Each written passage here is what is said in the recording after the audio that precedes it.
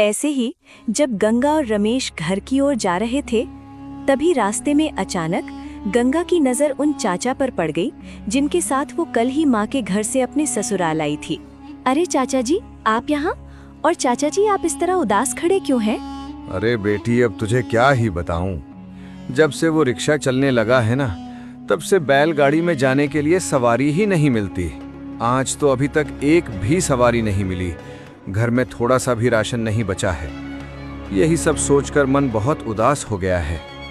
अब हम जैसे गरीब लोग तो वो नया रिक्शा खरीद भी नहीं सकते। अरे भाग्यवान, ये चाचा कौन है? मैंने तो इन्हें पहचाना नहीं। अरे जी, कल जब मैं घर आ रही थी तब इन्हीं चाचा जी ने अपनी बैलगाड़ी में मुझे घर तक छोड़ दिया था। अच्छा, वैसे भाग्यवान, इनकी हालत देखकर मुझे बहुत बुरा लग रहा है। और जैसा इन्होंने बताया कि आज इनके घर में थोड़ा सा भी राशन नहीं है, तो क्यों ना हम जो सामान अपने घर के लिए लाए हैं उसमें से इन्हें दे दें। इससे इनकी मदद भी हो जाएगी और हमारे लिए थोड़ा सा सामान रख लेंगे। अरे जी, आपने तो बिल्कुल मेरे दिल की बात कह दी।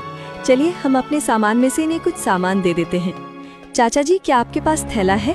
आप हमारे सामान में से कुछ सामान ले लीजिए। हाँ बेटी, मेरी बैलगाड़ी में हमेशा एक थैला रखा रहता है। चाचा जी के ऐसा कहने पर गंगा ने अपने थैला से कुछ सामान निकाला और आदरपूर्वक चाचा जी को दे दिया। बेटी, तुम दोनों का दिल सच में बहुत बड़ा है। तुम दोनों का दिल से बहुत बहुत शुक्रिया। अगर आज तुम लोगों ने मेरी ये मदद ना की होती तो शायद आज घर पर सभी को बिना खाए ही रहना पड़ता। तुम दोनों का एक बार फिर से बहुत बहुत धन्यवाद। अरे चाचा जी, धन्यवाद की कोई जरूरत नहीं है, ये तो हमारा फर्ज है। वैसे चाचा जी, अब हम चलते हैं, आप अपना ख्याल रखिए।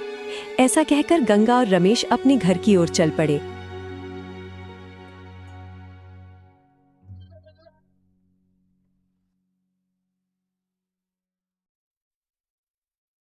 भाग्यवान, मुझे तुमसे एक बात पूछनी थी। हाँ जी, पूछिए ना, क्या बात है? भाग्यवान, मुझे एक बात समझ में नहीं आती कि तुम अपनी दीदी से इतनी नफरत क्यों करती हो। सौतेली ही सही, वो तुम्हारी बहन तो है। तुम दोनों एक ही घर में साथ साथ खेलते हुए बड़े हुए हो। ऐसे में दिल में इस तरह की नफरत पालना ठीक बात नहीं है। अरे जी, अब आप भी उस गरीब गंगा की तरफ होने लगे हैं। आखिर आपने उस लावारिस गंगा में ऐसा क्या देख लिया जो आप मुझसे इस तरह बातें कर रहे हैं? अरे भाग्यवान, मेरा कहने का मतलब वो नहीं है जो तुम सोच रही हो। मैं तो बस इतना कहना चाहता हूँ कि तुम दोनों ही बहनें हो, और अगर तुम मिलजुल कर रहोगी तभी जीवन में खुशियां आएंगी। आप ये सारी बातें रहने ही दीजिए। मैं उस लावारिस गरीब बहन के साथ मिलजुल कर नहीं रह सकती हूँ। कृपया आप ये सब बातें यहीं छोड़ दीजिए। विवान भले ही अमीर था, लेकिन उसका मन सीता की तरह अमीरी गरीबी का भेद नहीं करता था। वो स्वभाव से सीधा साधा, सरल और नेक इंसान था।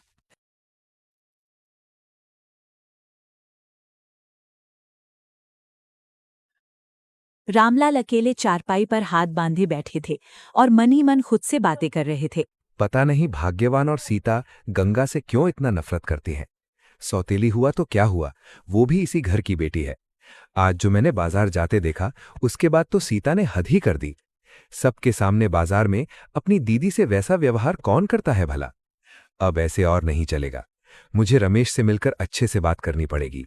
इसी तरह रामलाल जब खुद से बातें कर रही होती है, तभी माया उनके पास आ जाती है और उनसे कहती है, अरे जी, ऐसे अकेले अकेले बैठकर इतना क्या सोच रहे हैं आप? नहीं भाग्यवान, कुछ नहीं। वैसे मैं सोच रहा हूं कि कल एक बार गंगा के घर होकर आऊं। उस दिन भी बेटी गंगा मेरे पहुंचने से पहले ही चली गई थी, इसलिए उसे ठीक से मिल नहीं पाया। रमेश से भी मिले हुए बहुत दिन हो गए हैं, तो कल एक बार जाकर आऊंगा। वाह, उस लावारिस के घर जाने का तो आप सोच रहे हैं, लेकिन मेरी बेटी सीता के घर भी तो आप जा सकते हैं। भाग्यवान, मुझे इस समय कोई बहस नहीं चाहिए। कुछ बातें दिमाग लगाकर भी सोचा करो। उस दिन मैंने सीता और विवान को खाना वाना खिलाकर अच्छे से घर के लिए रवाना किया था, लेकिन गंगा से जाते वक्त मिल भी नहीं पाए। खैर, ये सब तुम्हें कहकर भी कोई फायदा नहीं। अगर खाना बन गया हो तो चलो दोनों मिलकर खा लेते हैं।